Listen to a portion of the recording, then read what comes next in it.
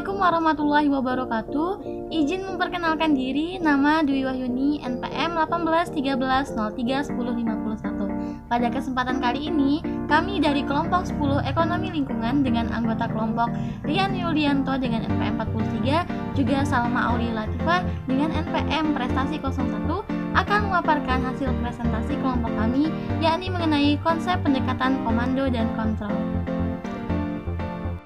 Adapun tujuan pembelajaran pada kesempatan kali ini, yang pertama yakni untuk mengetahui standar dalam kebijakan lingkungan, yang kedua untuk mengetahui implikasi ekonomi dalam pemakaian standar, yang ketiga untuk mengetahui manfaat marginal pengurangan polusi, yang keempat untuk mengetahui biaya sosial pengurangan polusi, dan yang terakhir untuk mengetahui pendekatan komando dan kontrol efektif biaya.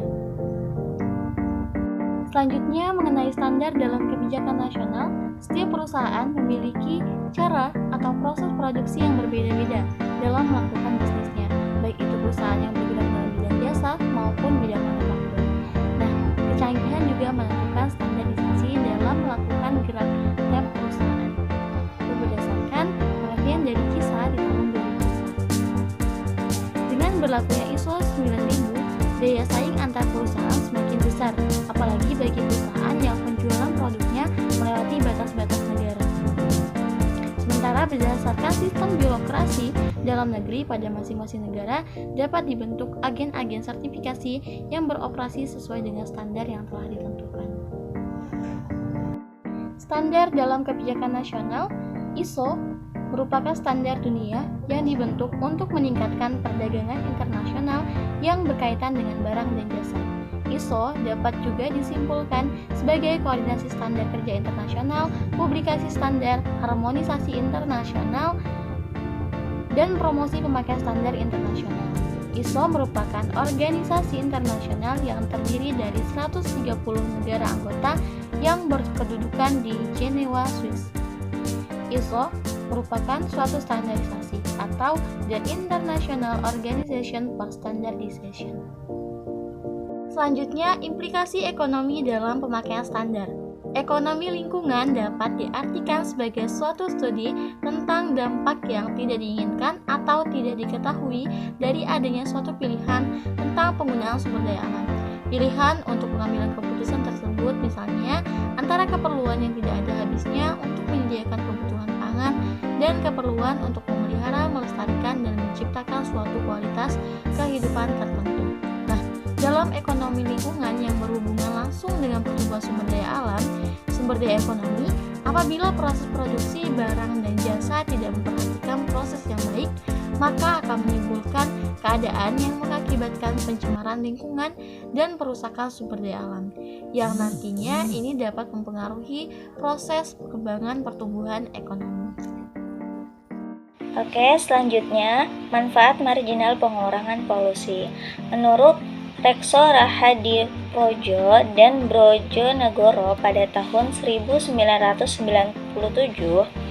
kiranya sukar untuk menentukan manfaat serta biaya segala sesuatu yang berhubungan dengan aspek lingkungan. Orang telah mencoba untuk menentukan biaya pembuangan sampah atau limbah buangan perusahaan-perusahaan maupun rumah tangga.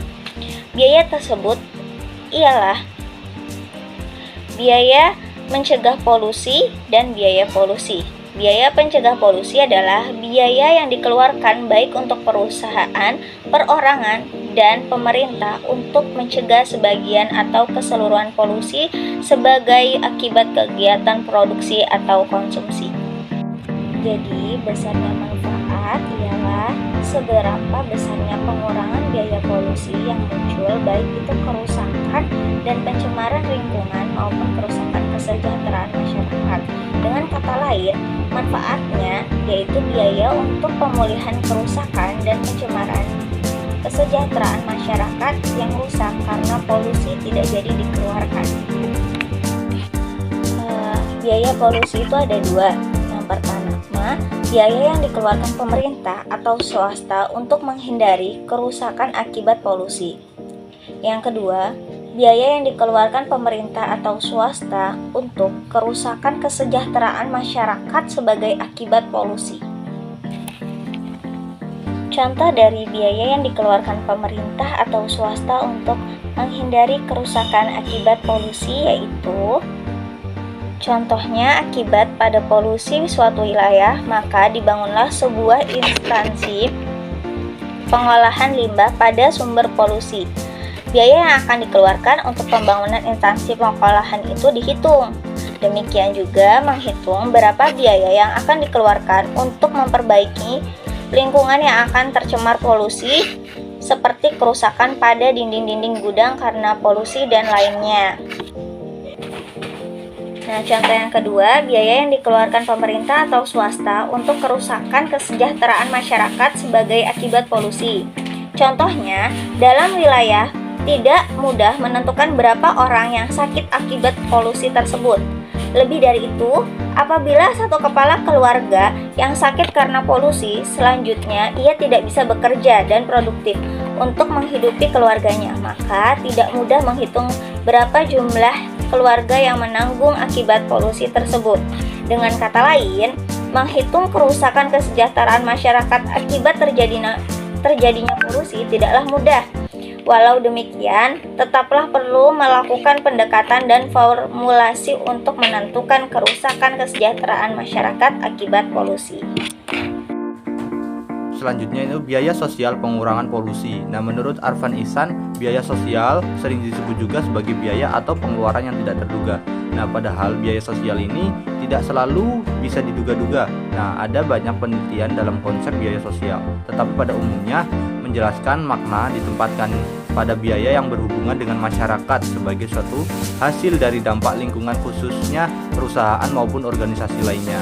Nah, atau suatu entitas yang tidak ditentukan. Mungkin memang ada biaya sosial seperti sumbangan-sumbangan yang sifatnya benar-benar tidak terduga. Untuk menghadapi jenis-jenis biaya sosial seperti ini, manajer dapat melakukan perkiraan berapa jumlah batasan yang kira-kira akan dikeluarkan perusahaan mengenai kegiatan konservasi lingkungan. Prinsipnya adalah tetap dalam membuat perkiraan.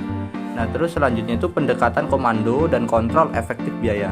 Nah, regulasi pemerintah dapat mengatasi suatu eksternalitas dengan melarang dan atau mewajibkan perilaku tertentu dari pihak-pihak tertentu. Nah, sebagai contoh, untuk mengatasi kebiasaan membuang limbah beracun ke sungai yang biaya sosialnya jauh lebih besar daripada keuntungan pihak-pihak yang melakukannya. Nah, pemerintah dapat menyatakan sebagai tindakan kriminal dan akan mengadili serta menghukum pelakunya, seperti itu. Nah, dalam kasus ini pemerintah menggunakan regulasi atau pendekatan komando dan kontrol untuk melenyapkan eksternalitas tersebut. Namun, kasus-kasus polusi umumnya tidak sesederhana itu. Kenapa demikian? Karena untuk menghapuskan segala bentuk polusi sesungguhnya tidak mungkin terpenuhi. Nah, karena polusi merupakan efek sampingan dari yang tak terelakkan dari kegiatan produksi industri. Sekian presentasi dari kelompok kami, kurang lebihnya mohon maaf. Assalamualaikum.